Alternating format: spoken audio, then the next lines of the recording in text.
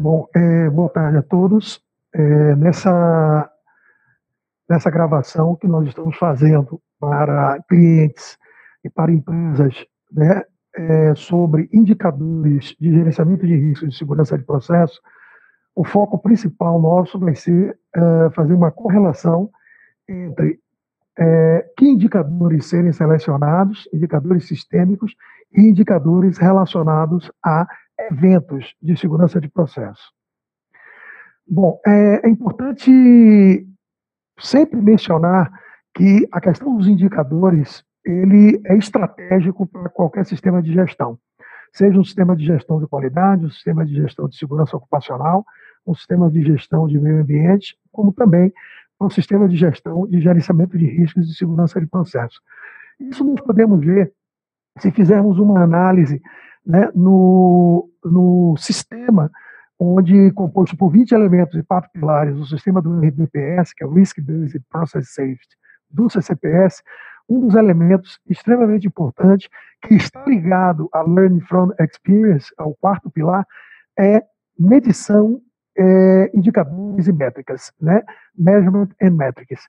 E é importante entender que, nesse elemento, ele traz uma reflexão sobre indicadores reativos e indicadores proativos, que estaremos podendo discutir um pouco mais sobre o tema nos slides seguintes.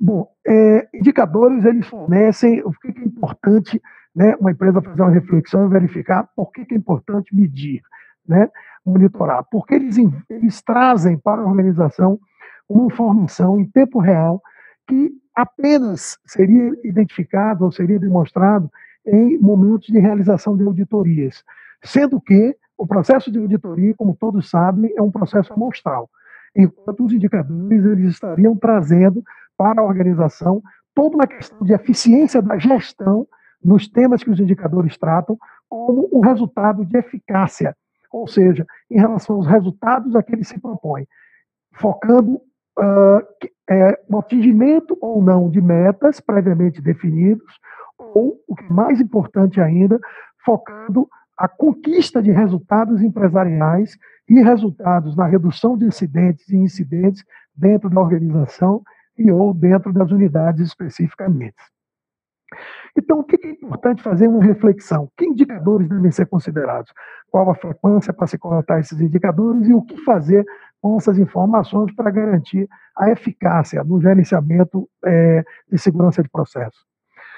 Bom, por que é importante? Nós mencionamos, né, e que ele traz uma visão real, em tempo real, de como estão os resultados de gerenciamento de risco e segurança de processo naquela unidade, mas, principalmente, se consegue acompanhar o desempenho da organização num patamar de desvios muito menos graves, muito menos críticos do que um desvio maior, que seria o topo da pirâmide.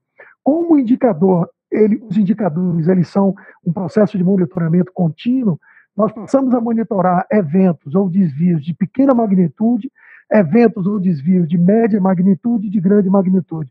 Se tomarmos ações proativas com os eventos de pequena magnitude, nós estaremos o quê? Evitando a ocorrência dos eventos de grande magnitude, que é o foco principal. Bom, onde e quando é feito? Esses indicadores, eles, como mencionamos, eles são definidos para assegurar conquista de desempenho e ou, em algumas unidades, algumas organizações, em função da ocorrência de algum problema específico ou recorrência de algum tipo de acidente, né, que historicamente está demonstrando uma grande frequência, se define determinados indicadores para monitorar e tratar com uma melhor eficiência e eficácia essa redução específica de alguns eventos.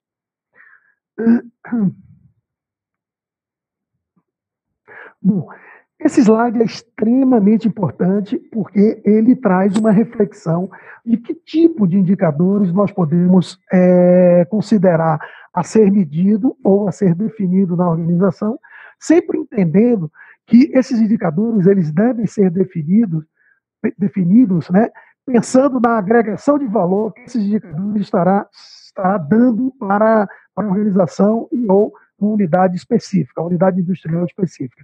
Aqui nós demonstramos desde o projeto as camadas de proteção que um sistema, né, que uma unidade industrial ou uma área especificamente, um sistema de processo, ele pode ter. Inicia-se desde o projeto, o controle básico, as malhas de controle, alarmes, etc., a própria atuação do operador, alarmes críticos, né, e a intervenção manual de operadores no momento da ocorrência de um desvio crítico, SIS automáticos, que são sistemas instrumentados de segurança, são os interlocks, os ditos interlocks, que são sistemas de segurança extremamente críticos para se evitar grandes cenários acidentais, como grandes explosões ou grandes vazamentos de produto químico.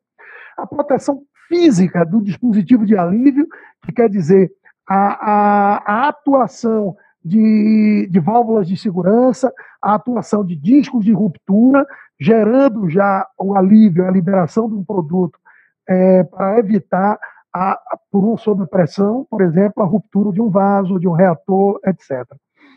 Os diques de contenção, que aí já é uma proteção, vamos dizer assim, mitigadora, porque ele contém um produto vazado, já não é preventivo, já vazou, né?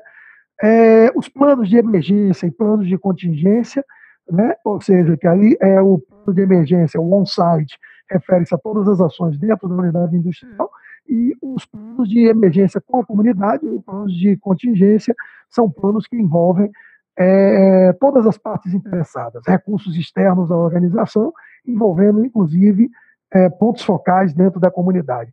Importante entendermos que existem indicadores que atuam na prevenção, existem indicadores que atuam na mitigação ou contenção de um cenário acidental.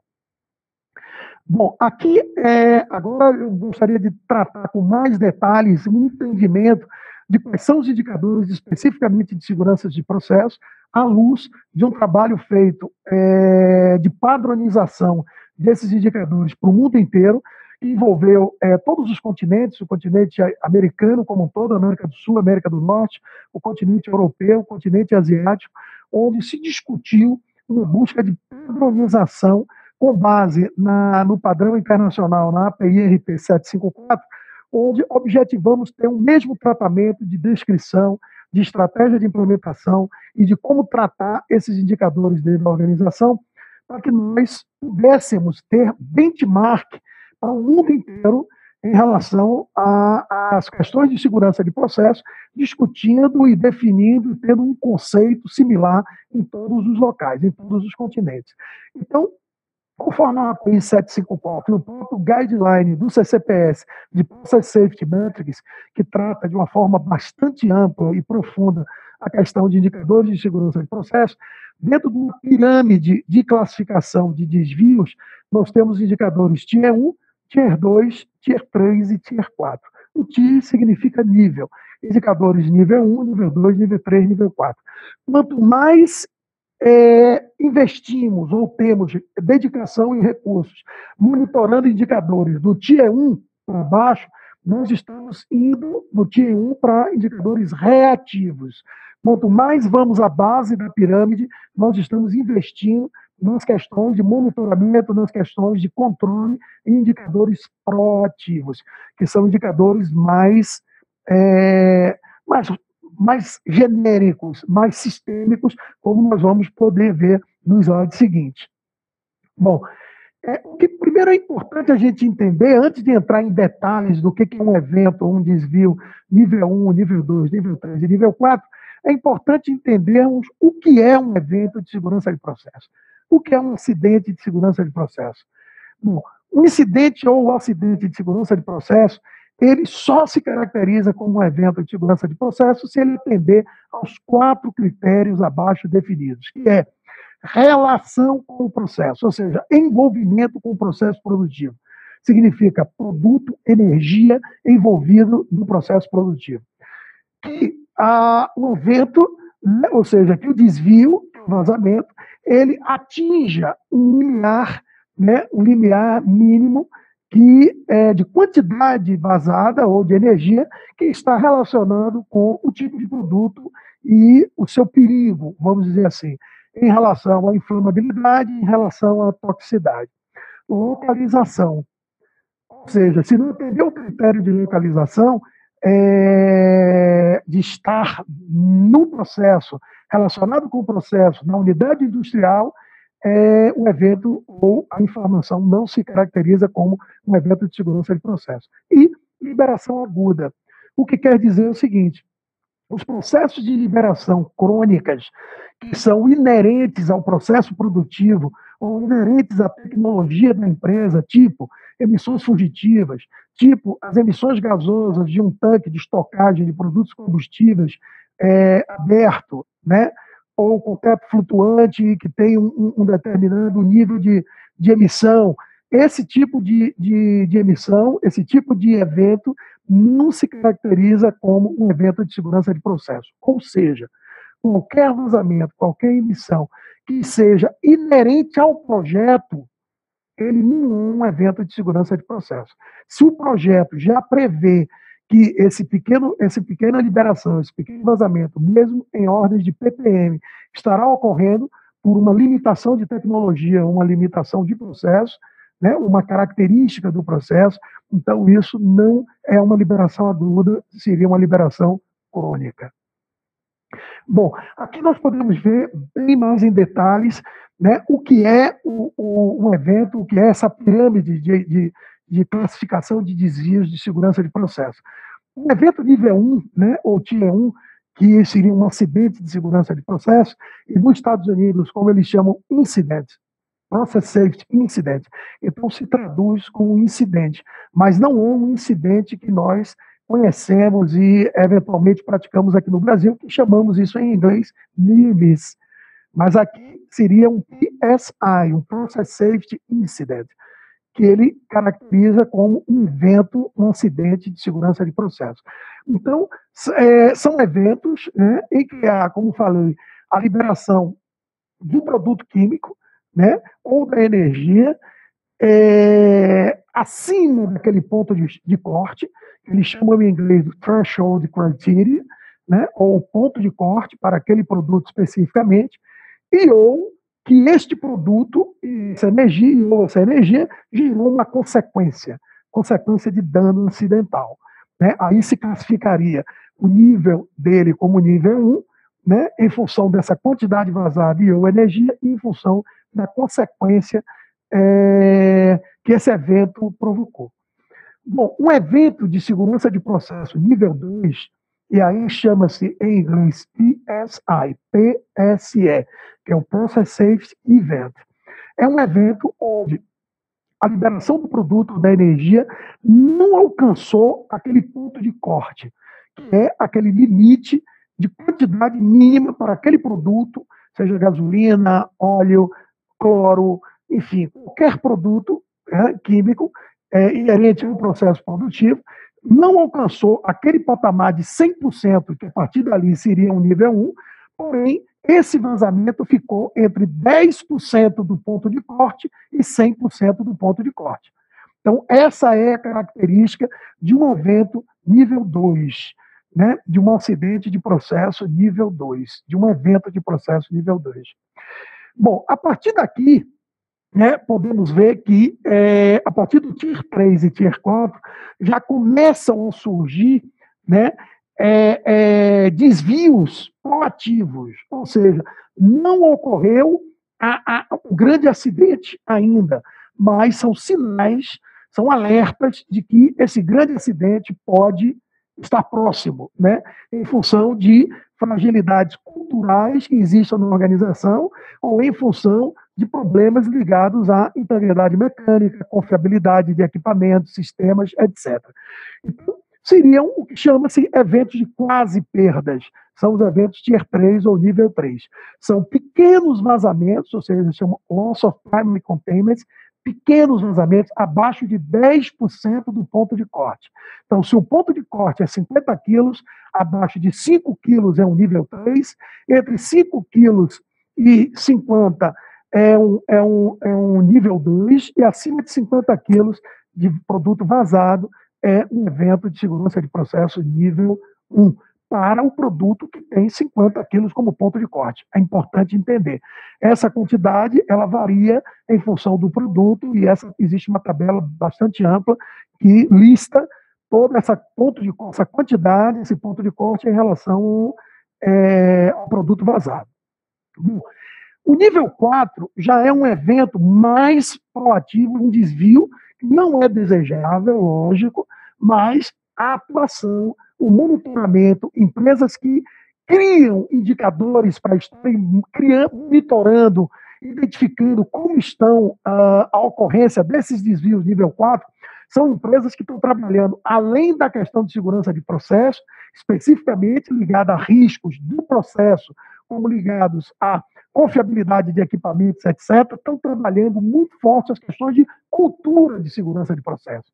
Então, aqui, ao identificarmos organizações ou unidades industriais que possuem indicadores no nível 4, se começa a ter um nível de resposta muito rápido em relação ao comportamento das pessoas, ao entendimento das pessoas do que é crítico de segurança de processo, tanto a nível de instalações, tanto a nível de integridade e confiabilidade de ativos, manutenção, como a nível de comportamento ou disciplina operacional. Isso é extremamente crítico, porque sabemos que podemos ter uma unidade industrial bastante confiável, com uma integridade e confiabilidade de ativos extremamente robusta, e se tivermos uma baixa disciplina operacional, nós estaremos inserindo dentro desse contexto, ou seja, o que é uma baixa disciplina operacional? Descumprimento de padrões, procedimentos, fazer intervenções de manutenção ou de operação de forma inadequada, não seguindo passo a passo, etc, etc. Ou seja, aqui existem uma série de indicadores que sugerem esse monitoramento de como está o nível 4 de desvios dentro da organização. Nós estaremos, inclusive, discutindo, de repente, nos próximos módulos, quais são os indicadores, ou discutindo de forma mais robusta o que é o nível 1, o que é o nível 2, o que é o nível 3, o que é o nível 4, e exemplos de indicadores para o nível 1, nível 2, nível 3, nível 4. Assim, aprofundando mais o conhecimento técnico do que é cada camada dessa. Nesse primeiro momento, queremos mostrar a importância disso e os fatores críticos de sucesso para ter os indicadores confiáveis e gerando eficácia para a organização. O Tier 3, a partir do Tier 3 e Tier 4, por serem indicadores proativos, se recomenda que esses indicadores eles sejam tratados internamente na organização. Não são indicadores que são reportados nos relatórios de sustentabilidade empresarial ou nos relatórios externos. Eles são tratados entre lideranças, entre o líder de PSM e as lideranças e nos diferentes comitês que a organização tem. Então, é extremamente importante, aqui tem alguns exemplos, né, de indicadores Tier 3. Então, inspeção ou análise de resultados fora dos limites aceitáveis, produtos, mesmo em quantidade pequena, com perda de contenção primária, exigências de atuação do sistema de segurança, ou seja, sempre está atuando o sistema de segurança, o sistema de interlock crítico, ele toda hora está atuando, a malha de segurança está toda hora atuando. Então, esse tipo de atuação, no passado, ou em muitas empresas ainda, muitas mesmo, é tratado como uma situação normal, porque a atuação do sistema de segurança é inerente à existência dele, ele tem para ficar atuando. Nós ouvimos muito isso de bastante colegas de operação, de manutenção, etc, etc. Só que nós temos que entender que a atuação do sistema de segurança é um alerta. Pode ter sido um alerta pontual ou pode ter sido um alerta sistêmico, onde desvios outros, causas outras podem estar ocorrendo uma atuação sistêmica, uma atuação frequente desse sistema de segurança, e num determinado momento ele pode não atuar. E se ele não atuar, aí estaremos mais próximos de um grave acidente. Bom, o Tier 4, né, como falamos, o Tier 4 ele reflete já um monitoramento de barreiras de segurança, barreiras de desempenho, não apenas barreiras, como chamamos, barreiras hard, ou barreiras físicas, mas barreiras também humanas. Por quê? Porque ele vai estar monitorando aquela questão de disciplina operacional e a maturidade como um todo, tanto do sistema de gestão, quanto da atuação das pessoas em relação à segurança de processo. Bom, aqui, perfeito. Então, esse item, o item 3, ele é muito importante porque ele trata de falhas do sistema de gestão de segurança de processos que podem contribuir para futuras ocorrências. Vimos que o sistema RDPS, por exemplo, tem 20 elementos. 20 elementos, o sistema OSHA, que é o sistema de legislação muito forte usado nos Estados Unidos, são 14 elementos. Cada elemento desse tem requisitos, diretrizes e requisitos. Então, a falha de cumprimento de um requisito, de uma diretriz do sistema de gestão é um indicador nível 4. Então, o que a organização pode definir de uma forma proativa é, a depender do histórico de eventos, né, a depender da frequência de desvios que estão acontecendo, nós, no momento das investigações de acidentes, fazer uma correlação das causas desses acidentes e dos requisitos do sistema de gestão que estão falhando. E assim, através do histograma, você pode atuar de uma forma rígida e de uma forma específica para evitar que aquele requisito especificamente tenha um histórico bastante alto de desvios, gerando possivelmente a ocorrência de um acidente médio ou até de um acidente maior, caso outras barreiras de segurança não funcionem adequadamente. Bom, aqui nós vamos fazer um exemplo, vamos dar alguns exemplos de eventos e caracterizar se é ou não um acidente de processo. Então, por exemplo, um medidor de tanque de processo defeituoso, né, ele não atua e resulta de um transbordamento de um tanque de gasolina para o dique de contenção, gerando uma perda de aproximadamente 7 toneladas de líquido, 7 toneladas de produto. É ou não um acidente de processo? Resposta: é um acidente de processo Tier 1. Por quê?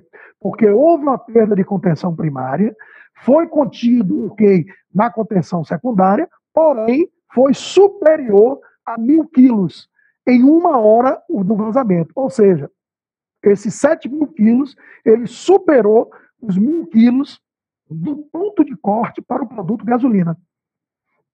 Então, se formos à tabela, como falamos na classificação do threshold criteria, ou ponto de corte de classificação do evento, para o produto gasolina, o ponto de corte é 1.000 quilos. Acima de 1.000 quilos, de 1.000 quilos para cima, é um evento nível 1.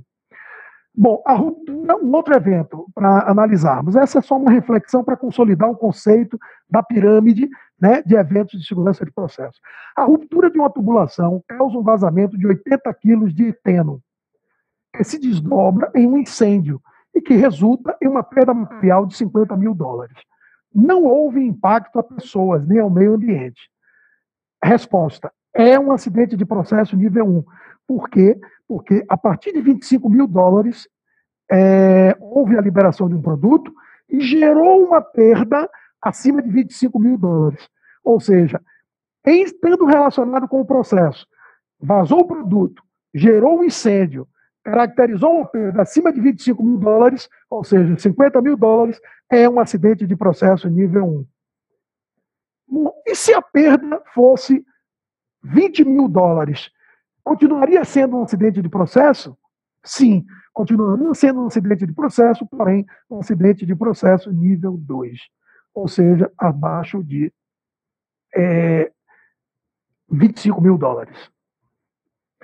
Exemplo 3. Um desvio de processo causa, ou seja, a variação da reação, né, ou de um nível, causa a abertura de uma PSV, né, que é uma válvula de segurança, liberando gás para o sistema de flare. O sistema de flare operou devidamente, queimando o gás enviado pela PSV. Resposta: é um acidente de processo ou não? Não um acidente de processo, dado que a válvula de segurança atuou de forma adequada, conforme projeto, conforme características de projeto, e o sistema de flare que receberia esse produto, que recebe esse produto para ser queimado, também funcionou adequadamente conforme projeto. Então, não se caracteriza um acidente de processo. Ele pode ser classificado como o quê? Um tier 4 ou um tier 3, que é a atuação, um tier 3 aí no caso, que seria a atuação de um sistema de segurança, conforme vimos na matriz.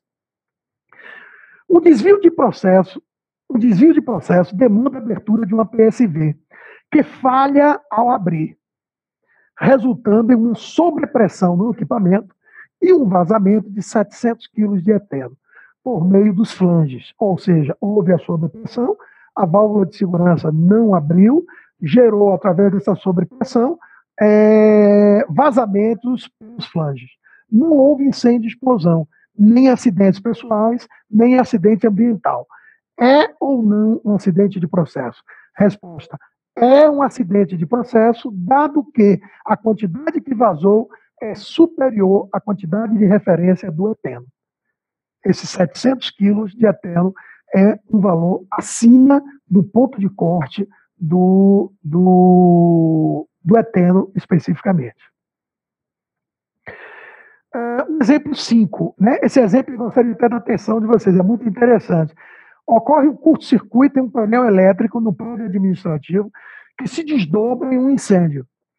Os custos associados ao incêndio são superiores a $75 mil.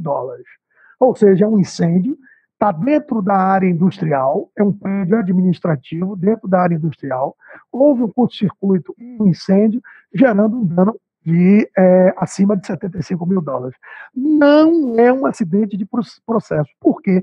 Porque se formos verificar nessa descrição aquelas 4 características que caracterizam um acidente de processo, nós vamos verificar que o evento não está relacionado ao processo.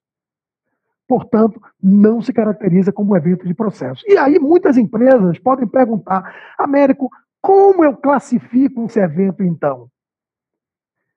O que recomendamos é que deve ser classificado como um acidente com perda material.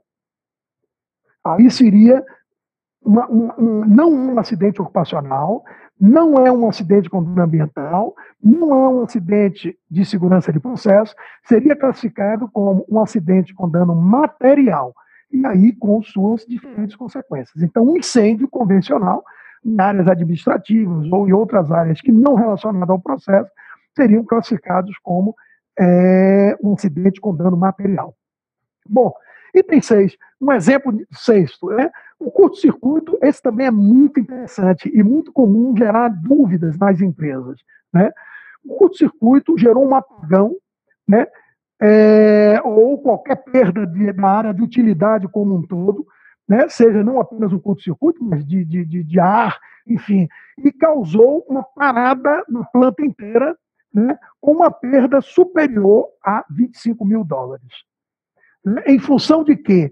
Bom, houve esse apagão e essa perda foi em função de danos a equipamentos, por exemplo, né? Tipo bloqueio de linhas, travamento de equipamentos rotativos, enfim, danos a equipamentos materiais, danos materiais, porém não houve o envolvimento de liberação de produto para a atmosfera. Não houve a ruptura de uma linha, não houve a liberação aguda de um produto químico que caracterizasse a análise se é ou não um evento de segurança de processo. Portanto, a resposta não é um acidente de processo, pois não houve perda de contenção primária. Vocês lembram que mesmo que haja perda de contenção primária e fique na contenção secundária, pode ser um acidente de segurança de processo. Mas como não houve perda da contenção primária, a contenção primária é a tubulação, é a linha em que o produto passa, é o tanque, o vaso, o reator que o equipamento está. Essa é a contenção primária. Então, como não houve perda de contenção primária, não é um acidente de processo. Bom, um outro exemplo, o montador de andaime sofre um acidente sem afastamento, depois de cair de uma escada, enquanto evadia, ou seja, ele estava saindo da área em função de um vazamento ocorrido em um equipamento próximo ao local em que ele trabalhava. É um acidente de processo. Por quê? Porque, primeiro, está relacionado ao processo porque ele evadiu do local em função de vazamento de produto, e é um acidente de processo Tier 2 e não Tier 1 em função da consequência da lesão, da extensão do dano à pessoa, pois a lesão ocorreu uma emergência causada por uma perda de contenção e é um acidente sem afastamento. Por isso que é classificado como um acidente Tier 2. Bom, exemplo 8. Um caminhão de gasolina capota dentro das instalações da empresa. Esse exemplo também é extremamente importante. Sempre gera algumas dúvidas em casos ou exemplos como esse. Então, esse caminhão ele capota dentro das instalações da empresa, resultando em um vazamento superior a 600 quilos. É ou não um acidente de processo? Não é um acidente de processo, pois no momento do tombamento, o caminhão não estava conectado ao processo. Portanto, esse exemplo 8, se nós tivermos o caminhão conectado via mangueira ou via tubulação ao processo, carregando ou descarregando o produto, e houvesse o vazamento do produto, como esse caminhão está conectado ao processo, se caracterizaria como um acidente de processo. Como ele não está conectado ao processo, poderia-se ser classificado ou como um acidente com dano material, ou se já estivesse, como está dentro das instalações da empresa, não seria um acidente de transporte e distribuição. Porque esse é um outro caso extremamente interessante. A classificação de transporte e distribuição, na maioria das empresas, se caracteriza do portão da fábrica a dentro do cliente. Né? Ou seja, se está dentro da empresa, não está ainda em transporte ou distribuição. Mas é isso dentro dos conceitos até da atuação responsável. Então, o reporte de TRAD, ou de transporte e distribuição, ele relaciona, um dos indicadores é número de acidentes a cada 100 mil quilômetros percorridos. Então, o meu comentário é, normalmente se monitora transporte e distribuição de produto químico entre empresas, né, na rota. Não se monitora quilômetros rodados dentro da organização. Então, esse indicador, ele poderia ser classificado como um evento, um acidente com perda material. Tá? Bom, então, como nós vimos, né, é importante entender que existem indicadores e métricas proativas e reativas. Os indicadores e métricas reativas são aqueles que estão relacionados à já ocorrência da perda, né? As reativas, já ocorreu o evento, já ocorreu a liberação do produto, daí o próprio nome reativos, né? Indicadores mais proativos, né? Ou seja, nem tão reativos, a atuação do sistema de segurança, ou eventos de quase perdas e ou métricas internas, são eventos onde não ocorreu o vazamento ainda, então a atuação do sistema de segurança de um interlock, não houve o vazamento. Então, é uma métrica, é um indicador proativo, né?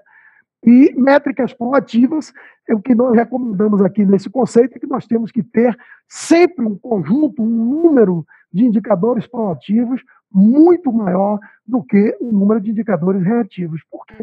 Porque o indicador proativo, os indicadores proativos é quem vai estar trazendo para a organização, trazendo para as lideranças, trazendo para todas as lideranças de cada área especificamente, qual o filme e numa foto que está ocorrendo dentro da organização. A foto ela é obtida através de uma auditoria, de um diagnóstico. O filme, através do monitoramento contínuo desses indicadores. Bom, aqui esse slide ele é extremamente interessante, ele reflete uma análise de como implantar as etapas de implantação de um sistema de gestão de segurança de processo, chegando, por fim, a usar os indicadores para monitoramento e melhoria do elemento.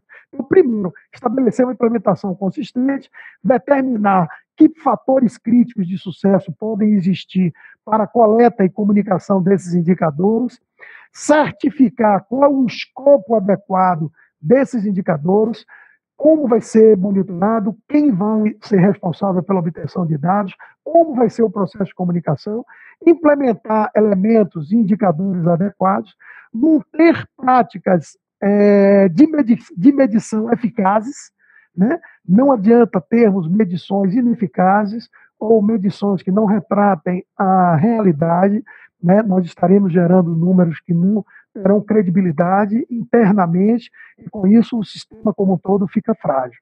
Envolver pessoas de forma competente, ou seja, formar, capacitar, treinar pessoas para que eles entendam conceitualmente o que é o indicador, mas também que eles entendam a agregação de valor que aquele indicador estará dando aos processos de trabalho, estará dando a cada pessoa que se envolve direta ou indiretamente com aquela informação.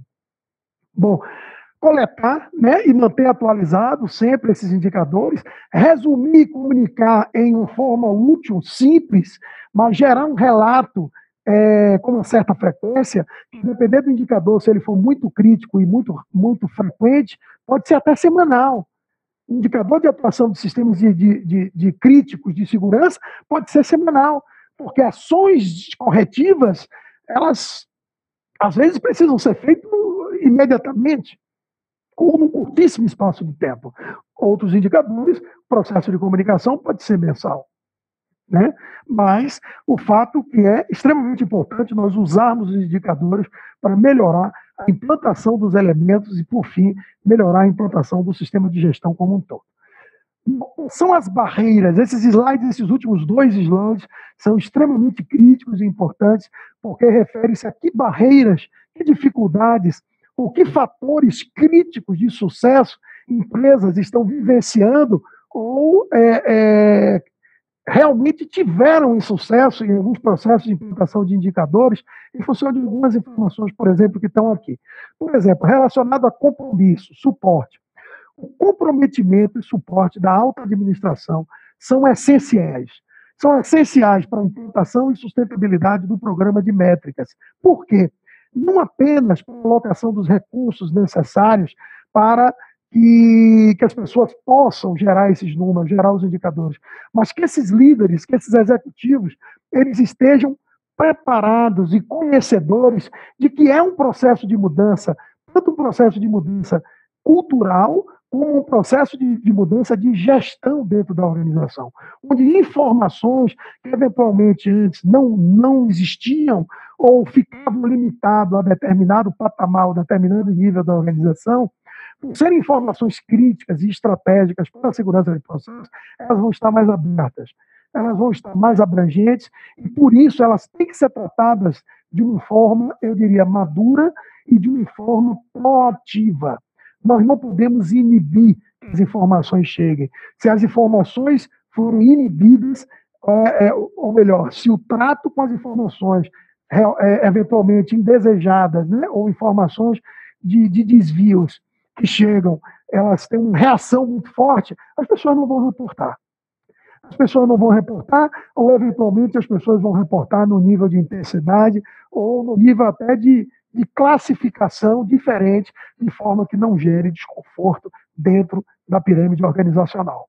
Então, nós precisamos preparar, além de preparar tecnicamente que indicadores, preparar tecnicamente as pessoas para gerar os indicadores, etc., nós precisamos preparar as pessoas para que desafios essas pessoas deverão estar enfrentando na rotina e no dia a dia, para que esses indicadores continuem, ano a ano, continuem se perpetuando dentro da organização e gerando ganhos empresariais e gerando prevenção de perdas. Definições, né? Que é outra barreira importante. Se nós não temos a definição adequada do indicador, se nós não temos uma referência, um benchmark importante que diga como é, qual o conceito daquele indicador, como obter aquele indicador, fica uma confusão muito grande e fica um desentendimento muito grande dentro da organização de como obter aquele dado e até qual a utilidade daquela informação, etc. Coleta de dados.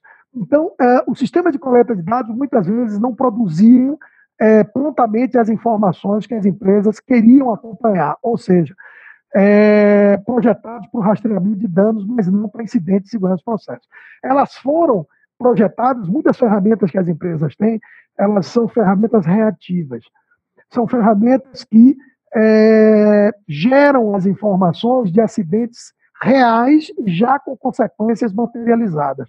Quando vamos buscar no sistema de gestão, ou sistema de coleta de dados, mas gestão proativa, monitoramento de como estão sendo geridos as coisas, os processos dentro da organização, muitas vezes faltam ferramentas que gerem essas informações e que essas são as informações mais ricas que estão na base da pirâmide e que estarão evitando a ocorrência do acidente maior, que é o topo da pirâmide. Recursos.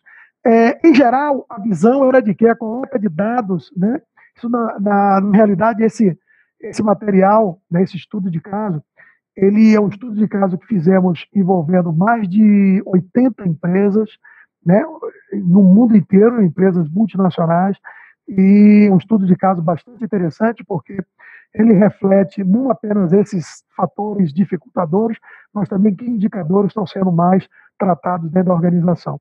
Então, recursos também, às vezes, é um fator dificultador grande, porque as empresas não alocam os recursos necessários para a obtenção dos dados. E, às vezes, centralizam demais em uma pessoa ou poucas pessoas a geração dos dados, causando o quê? Causando a falta de apropriação pela área específica daquela informação, da geração daquele dado e do tratamento daquela informação para a prevenção de perdas. Por exemplo, indicadores ligados a projetos têm que ser tratados pela engenharia de projetos. Indicadores ligados à logística têm que ser tratados pela área de logística. Indicadores relacionados à manutenção têm que ser tratados pela área de manutenção.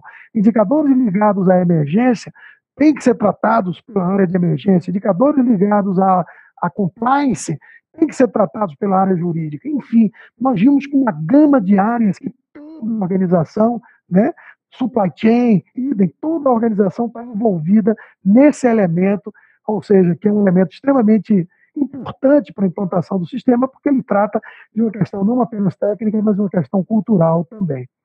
Relutância à implantação. E aí, esse vale a pena a gente destacar um pouco mais, porque ele é uma das coisas, um dos fatores dificultadores que mais ocorre nas organizações. Ou seja, iniciar um novo programa ou modificar um programa de segurança existente quase sempre tem uma resistência muito grande a essa mudança. Por quê? Por causa dos potenciais aspectos de desempenho do acompanhamento desses indicadores, dos KPIs.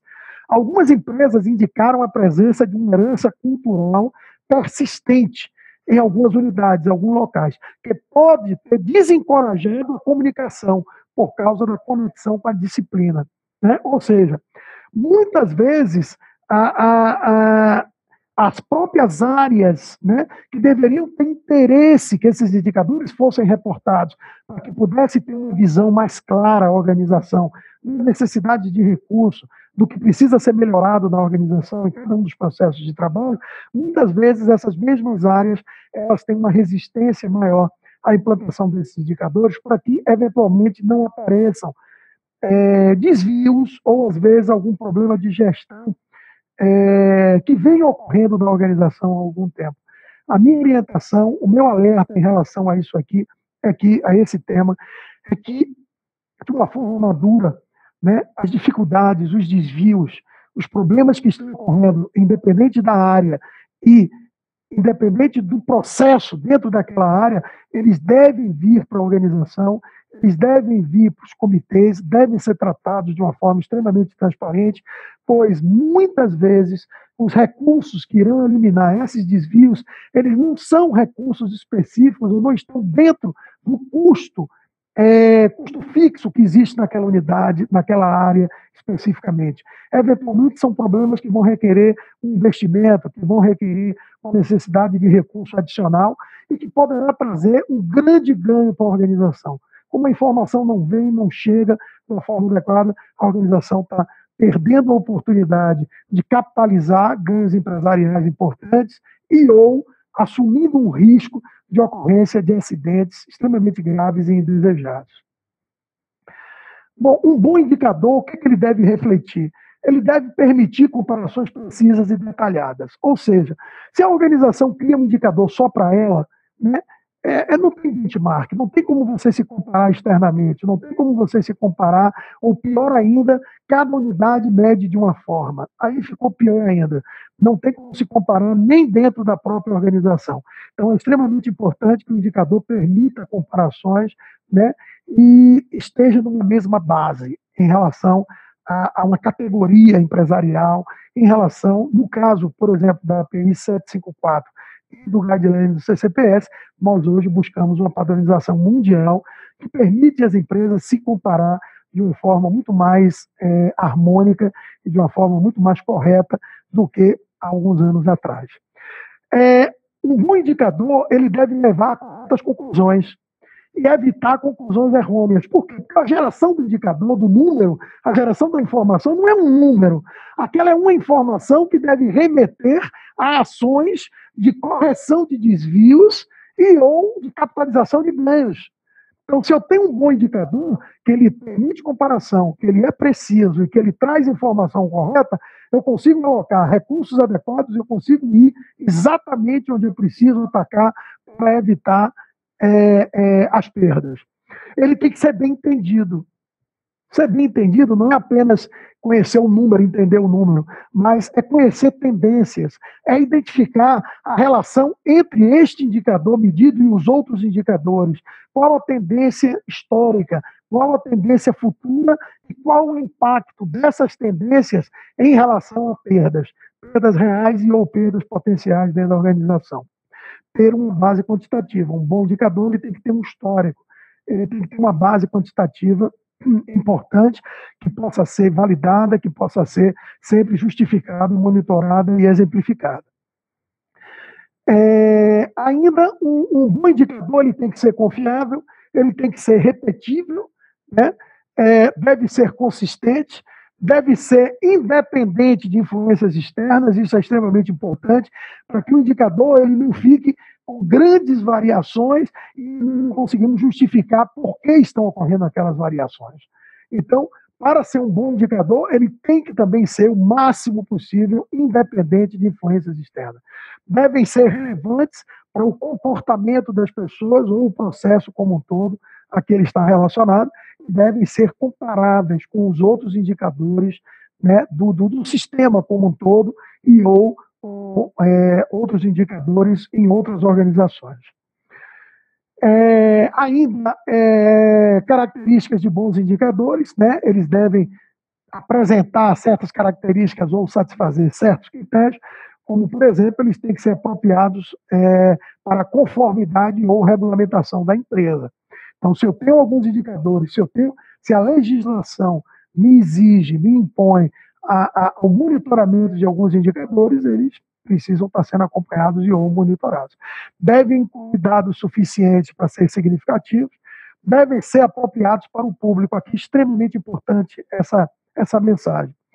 Nós temos que definir e saber qual a linguagem de comunicação que deve ser dada a depender do público para aquela informação.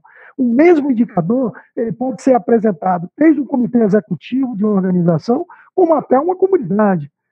Tem a forma de apresentar aquela informação,